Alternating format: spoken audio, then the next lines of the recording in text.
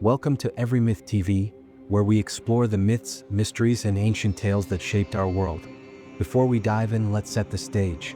This myth comes from ancient Mesopotamia, one of the oldest civilizations in human history, located in the fertile lands between the Tigris and Euphrates rivers, in what is now modern-day Iraq.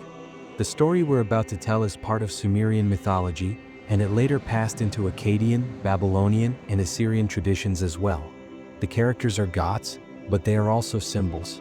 Tammuz, also known as Dumuzi in Sumerian, was a shepherd god linked to fertility, vegetation, and the renewal of life. Inanna, later known as Ishtar, was the powerful goddess of love, beauty, war, and the planet Venus. Their story is one of passion, betrayal, death, and resurrection, and it became the foundation for many later myths, including those of Persephone and Osiris. This isn't just a tale.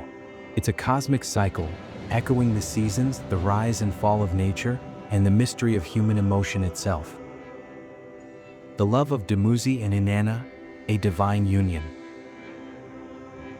In the days of ancient Sumer, Dumuzi was the handsome shepherd king, and Inanna was the radiant queen of heaven. Their union wasn't just romantic, it was sacred. But this divine love story didn't begin with passion. It began with a playful exchange. According to the myth, Inanna once had a teasing conversation with her brother Utu, the sun god.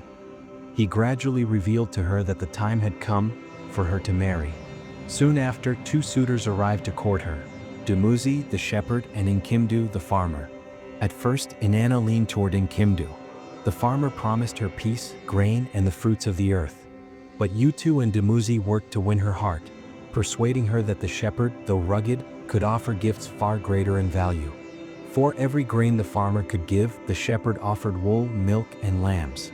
The debate was long and filled with poetic tension. But in the end, Inanna chose Dumuzi. She accepted the shepherd as her beloved, and the two rivals, Dumuzi and Enkimdu, reconciled, exchanging gifts in mutual respect. The story mirrors the biblical tale of Cain and Abel, one a farmer, the other a shepherd, both seeking divine favor. And just like in the Bible, it is the shepherd who is ultimately chosen. From that moment on, the love between Inanna and Dumuzi became legendary.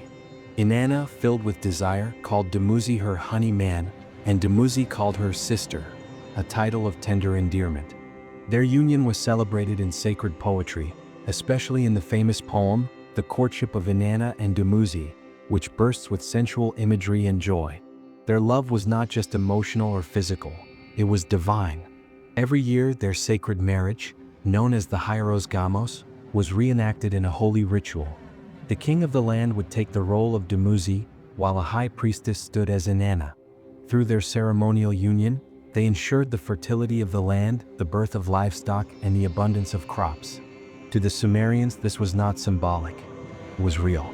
They believed that when the god and goddess made love, the earth itself responded with life. But beneath the joy of their union lies a deeper, more tragic story, one that would soon turn dark. The descent of Inanna into darkness and death. Driven by divine curiosity and a thirst for power, Inanna, the radiant queen of heaven, made a fateful decision to descend into the underworld. Her reasons was mysterious. Some say she sought to conquer death itself, to extend her dominion beyond the skies. Others believe she went to mourn the death of Gugalanna, the bull of heaven and the husband of her elder sister, Ereshkigal. Still others claim she desired hidden knowledge only found in the land of the dead. But Inanna knew the risks. The laws of the underworld are unforgiving. Once entered, none may leave unless chosen by the gods themselves. Before beginning her journey, Inanna called for her loyal servant, Ninshubur. She gave strict orders. If I do not return in 3 days, go to the gods. Plead for me. Demand help. Then she adorned herself for the descent, not as a grieving sister, but as a goddess in full glory. Her appearance was stunning and symbolic. She wore her crown, a turban and royal wig, a lapis lazuli necklace, beads on her chest, the sacred pala dress of ladyship, black mascara, a golden ring, a pectoral, and in her hand she held the lapis lazuli measuring rod and line, all symbols of her divine powers, the sacred me that governed life, love, justice, and kingship. Inanna arrived at the gates of the underworld and pounded on them with fierce determination. The gatekeeper, Neti, asked her why she had come. She answered coldly, "I have come to witness the funeral rites of Gugalanna, the husband of my sister Ereshkigal." Neti brought this message to Ereshkigal, who grew suspicious. Inanna's regal attire and prideful tone were ill-suited for mourning. So Ereshkigal commanded, "Bolt the 7 gates of the underworld. Then open each gate one by one. As she enters, strip her of her royal garments." And so the descent began. At the first gate, Inanna was stopped and asked to surrender her lapis measuring rod. "Why?" she asked. The answer was the same each time: "It is just the way of the underworld." She obeyed. At the second gate, her golden ring was taken. At the third, her breast beads. At the fourth, her pectoral. At the fifth, her pale robe of ladyship. At the sixth, her lapis necklace. At the seventh, her crown. One by one, the symbols of her beauty, power, and authority were taken, until finally at the last gate, Inanna stood naked, powerless, vulnerable. She was led into the cold, silent throne room of Ereshkigal. There, seated in her dark majesty, the queen of the dead glared down at her divine sister. Then came the judgment. The Anunnaki, the 7 judges of the underworld, looked upon Inanna with cold eyes. Their gaze was the look of death. Their words were the speech of wrath. Their shout was the roar of guilt. No plea was heard, no mercy given. They deemed her guilty. Inanna was struck down. Her radiant body, the body of the Queen of Heaven, was turned into a lifeless corpse. And then, she was hung on a hook on the wall like rotting meat. The heavens trembled. The earth fell silent. The Queen of Heaven was dead. As Inanna lies dead in the underworld, life above begins to crumble. Without the goddess of fertility, love, and war, all activity ceases. Crops wither. Animals stop breeding. Passion disappears from the world. Ninshubur, faithful to her vow, pleads with the gods to intervene. First, she goes to Enlil, the god of air, and then to Nanna, the moon god, but they refuse. Only Enki, the god of wisdom and magic, responds with compassion.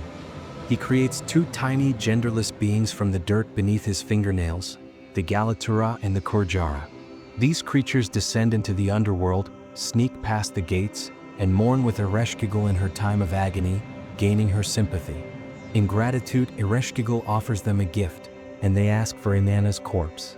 Ereshkigal agrees. The creatures sprinkle the food and water of life onto Inanna's body. Slowly, she rises. Inanna is reborn. But there is a price. No one escapes the underworld without a replacement. The Betrayal of Dumuzi, From Love to Loss. Inanna rose from the dead and passed back through the 7 gates of the underworld. At each gate, one item of her divine regalia was returned to her: her crown, her jewelry, her robe, her lapis rod, until she emerged once more fully clothed, radiant, and whole. But she was no longer the same. Death had touched her, and now she knew its rules, and she was not alone. The Gala demons, dark spirits of the underworld, followed her out. Ereshkigal had decreed that no soul escapes without a price.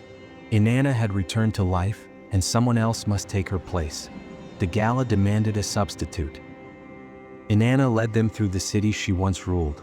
As she passed, people fell to their knees, weeping, trembling. She visited her most loyal companions. First, they found Ninshubur, her devoted servant. The demons reached for her, but Inanna stopped them.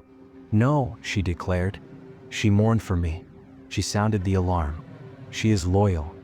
Next, they came across Shera, her beautician. He was still in mourning, his garments torn in grief. Again, Inanna intervened. "Not him. He mourned for me."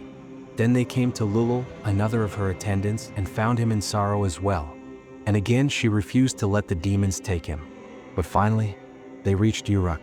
And there, in her own temple, Inanna found Dumuzid, her husband. He was not weeping. He wore no mourning clothes. Instead, he lounged beneath a tree or sat upon her throne, dressed in splendor, surrounded by slave girls and enjoying the pleasures of rule. Inanna's heart turned cold. While she hung lifeless on a hook in the land of the dead, he had basked in luxury. Without a word, she pointed at him. The Gala demons rushed forward and seized Dumuzid. He cried out in terror and tried to flee. He ran through fields, through city gates, pleading with the gods for deliverance. He turned to his family, to his sister Geshtinanna, to the great gods, even to Utu the sun, begging for help. At first, Utu answered. In a flash of divine mercy, he transformed Dumuzi into a gazelle, allowing him to escape the demons for a time. But the Gala did not give up. They tortured Geshtinanna, trying to force her to reveal where Dumuzi was hiding. She refused, enduring the pain in silence. Eventually, they turned to one of Dumuzi's unnamed friends, and that friend betrayed him. He told the Gala where Dumuzi had gone. The demons captured him once again, and this time, there was no escape. Dumuzi, the once glorious shepherd king, was dragged, screaming, into the underworld to take Inanna's place among the dead. The Lament of Geshtinanna and the Cycle of Seasons. Dumuzi was gone, dragged into the shadows of the underworld, his cries silenced by the eternal gates.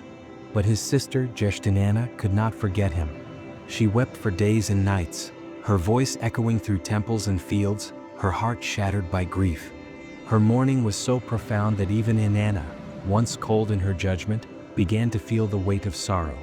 Together with Surtur, Dumuzi's mother, the three goddesses mourned without rest. The world seemed to pause, the heavens dimmed, the earth held its breath. And then a sign came. A tiny fly, perhaps sent by fate or compassion, whispered to Inanna the secret. It knew where Dumuzi was. Inanna and Geshtinanna followed its message, crossing boundaries between worlds once more until they found him, the lost king, deep in the realm of the dead. But this time, Inanna did not seek vengeance. She sought balance. She approached Ereshkigal, her sister, ruler of the underworld, and proposed a new order. A deal was struck. From that moment on, Dumuzi would spend half the year in the underworld, dwelling in the silent lands of shadow. And for the other half, he would return to the world above, bringing life and warmth with him. When Dumuzi walked the earth, spring bloomed. Crops rose, flowers unfurled, rivers flowed freely. But when he descended once more, summer's heat scorched the land, vegetation withered, and the world waited for his return. To complete the cycle, Geshtinanna offered to take her brother's place during the other half of the year, enduring the underworld in his stead. Thus began the sacred rhythm of life and death, a divine cycle of resurrection and return. This ancient Sumerian myth became the template for countless resurrection stories throughout the world. The tale of Adonis in Greece, Osiris in Egypt, and even parallels in Christian narratives of death and rebirth. All echo the sorrow, sacrifice, and love of Inanna, Dumuzi, and Geshtinanna, the eternal story of descent, return, and the heartbeat of the seasons. The hidden truth of the ancient gods. So what does this story mean? It's not just about gods and demons. It's about us. Dumuzi's fall and return reflect the seasons, but also the cycles in our own lives. Love and loss, death and rebirth, grief and healing. Inanna's descent is the dark night of the soul. Her return is the triumph of spirit. This myth was recited in sacred temples and wept over by priestesses. It was more than just storytelling, it was ritual, memory, and meaning. A promise that even in death there is hope. Even in darkness there is return. So the next time you hear of Easter, spring, or resurrection, remember Dumuzi and Inanna. The story is older than we imagine, and it's been waiting for you to remember. Don't forget to like the video, leave a comment below, and hit that subscribe button. There are so many ancient truths waiting to be uncovered, and we're just getting started. Until next time.